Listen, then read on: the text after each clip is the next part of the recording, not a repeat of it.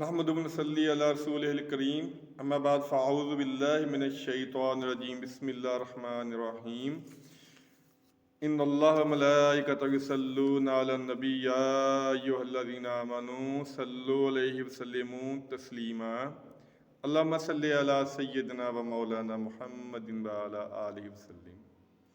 حدیث رسول صلی اللہ علیہ وآلہ وسلم پہ آپ کو خوش آمدید۔ آج ہم ایک اور چھوٹا سا ذکر ہے اس کے بارے میں سماعت کریں گے اور اس کی فضیلت کے بارے میں اور ذکر کرنے کا طریقہ۔ سب سے اہم بات یہ ہے تو 6855 نمبر اور 56 نمبر اور 57 نمبر 3-4 متواتر حدیث ہیں۔ یہ ابن عمر رضی اللہ تعالیٰ عنہ راوی ہیں، وہ فرماتے ہیں کہ ہم نبی پاک صلی اللہ علیہ وسلم کے ساتھ ایک سفر پہ جا رہے تھے۔ ایک پہاڑی پہ چڑھنے لگے تو ایک شخص نے اونچی آواز سے اللہ اکبر لا الہ الا اللہ واللہ اکبر کہنا شروع کر دیا۔ تو آپ صلی اللہ علیہ وسلم فرمایا کہ آہستہ بولو، تم کسی بہرے کو نہیں سنا رہے کہ معاذ اللہ استغفر اللہ۔ اللہ تعالیٰ سننے سے قاصر نہیں ہے، اللہ تعالیٰ تو شارق سے بھی قریب ہے، دل کی آوازوں کو سنتا ہے۔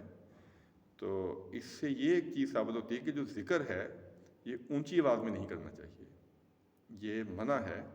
نبی پاک صلی اللہ علیہ وسلم کا یہ طریقہ نہیں تھا، کیونکہ ہمارے آج کل بڑا رواج ہے، اسپیکر کھول کے بیٹھ جاتے ہیں، اس میں بہت کچھ پڑھتے رہتے ہیں۔ اگر انہیں کہیں تو کہتے ہیں جی معاذ اللہ آپ ہمیں اللہ اور اس کے رسول کے ذکر سے روک رہے ہیں۔ اور بھائی تمہیں اللہ اور اس کے رسول کے ذکر سے کوئی نہیں روک رہا، وہ ذکر خاموشی سے کرنے کا حکم ہے کہ کسی کو پتہ نہ چلے کہ آپ کیا کر رہے ہیں۔ ہو سکتا ہے کوئی اپنی نماز پڑھ رہا ہے، کوئی بیمار ہے، کوئی مریض ہے، یا خواتین گھر میں نماز ادا کر رہی ہیں، تو اسپیکر میں کوئی چیز سوائے اذان کے وہ پڑھنے کا حکم نہیں ہے۔ ایک دفعہ آپ اعتکاف میں تشریف فرما تھے صلی اللہ علیہ وسلم، تو آپ نے دیکھا کہ خیمے میں سے کچھ اونچی اونچی ذکر کی آواز آ رہی ہے۔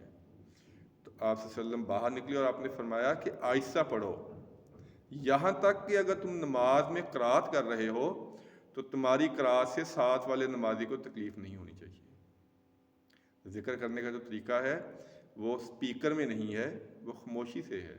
اللہ تعالیٰ تو آپ کے نیتوں کو چاہتا ہے، آپ کے اونچی ذکر کرنے سے کوئی زیادہ قبول نہیں ہوتا یہ، بلکہ اگر آپ کسی کو تکلیف دے رہے ہیں تو وہ حدیث ہم سب نے سنی ہے کہ بہترین مسلمان وہ ہے جس کی زبان اور ہاتھ سے دوسرے مسلمان محفوظ رہیں۔ اگر ہمارے اونچی ذکر کرنے سے کسی کو تکلیف ہو رہی ہے، کوئی مریض پریشان ہو رہا ہے، کوئی خاتون گھر میں نماز پڑھی وہ تنگ ہو رہی ہے، تو ہمارے اس ذکر کو کوئی فائدہ نہیں ہے۔ وہ ذکر ہمیں فائدہ نہیں دے گا بلکہ وہ ذکر ہمیں نقصان دے گا۔ اور ایک چھوٹا سا کلمہ آپ نے فرمایا لا حول ولا قوت الا باللہ، یہ جنت کے خزانوں میں سے ایک خزانہ ہے۔ دیکھ لیں چھوٹے سے کلمہ ہے۔ 6855 اور 56 نمبر حدیث میں نے مسلم شریف کی یہ روایت کی ہیں کہ آپ صلی اللہ علیہ وسلم فرمایا کیا تمہیں میں جنت کے خزانوں میں سے ایک خزانے کے بارے میں نہ بتاؤں؟ صحابہ نے فرمایا یا رسول اللہ علیہ وسلم کیوں نہیں؟ آپ نے کہا لا حول ولا قوت الا باللہ، یہ جنت کے خزانوں میں سے ایک خزانہ ہے۔ بہت سارے اذکار ہیں، بار بار گزارش یہی ہے کہ اپنے دن کی مصروفیات میں سے زندگی تو گزر ہی جائے گی،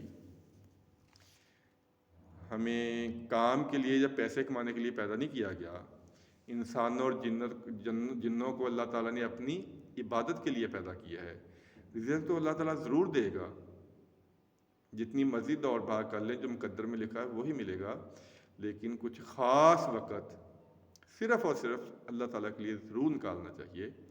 میں آپ کو کوئی بڑے بڑے اذکار نہیں بتا رہا، بالکل چھوٹے چھوٹے اذکار، لیکن ان کا اجر و ثواب بہت زیادہ ہے، ان کا اجر و ثواب بہت زیادہ ہے۔ گزارش ہے کہ اپنے دن کی مصروفیات میں سے اللہ تعالیٰ کے ذکر کے لیے ضرور وقت نکالا کریں، قرآن پاک کی تلاوت ترجمے کے ساتھ کیا کریں اور احادیث کا مطالعہ ضرور کیا کریں۔ دین کو اگر ہم سیکھیں گے تو ہمارے اختلافات، ہماری نفرتیں ختم ہو جائیں گی۔ پہلے بھی کئی دفعہ عرض کر چکا ہوں کہ بدقسمتی سے ہم میں سے 95 یا 96% لوگ ایسے ہیں جن کے پاس لوگوں کا بتایا ہوا دین ہے، انہوں نے خود تو دین پڑھا ہی نہیں ہے، انہوں نے خود تو حدیث کی کتاب کو پڑھی نہیں ہے، اپنے نبی کی زندگی کا مطالعہ کیا ہی نہیں ہے۔ ہمارے جو اختلافات ہیں، جو ہماری نفرتیں ہیں، وہ صرف اسی وجہ سے ہے کہ ہم خود دین نہیں پڑھتے۔ میں یہ نہیں کہہ رہا سارے دین غلط بتاتے ہیں، لیکن بدقسمتی سے بہت سارے لوگ ایسے ہیں جو نفرتیں پیدا کرتے ہیں۔ تو اس کا بچنے کا طریقہ کیا ہے کہ اللہ تعالیٰ کا ذکر کیا جائے، قرآن پاک کو ترجمے سے پڑھا جائے، احادیث کا مطالعہ کیا جائے، تاکہ ہمیں پتہ تو چلے کہ ہمارا دین ہے کیا، قرآن پاک میں ہمارے لیے کیا احکامات آئے ہیں۔ وہ ترجمہ اور تفسیر پڑھنے سے معلوم ہوگا۔ اللہ تعالیٰ سے دعا ہے اللہ تعالیٰ اپنے ذکر سے ہماری زبانوں کو تر رکھنے کی توفیق عطا فرمائے۔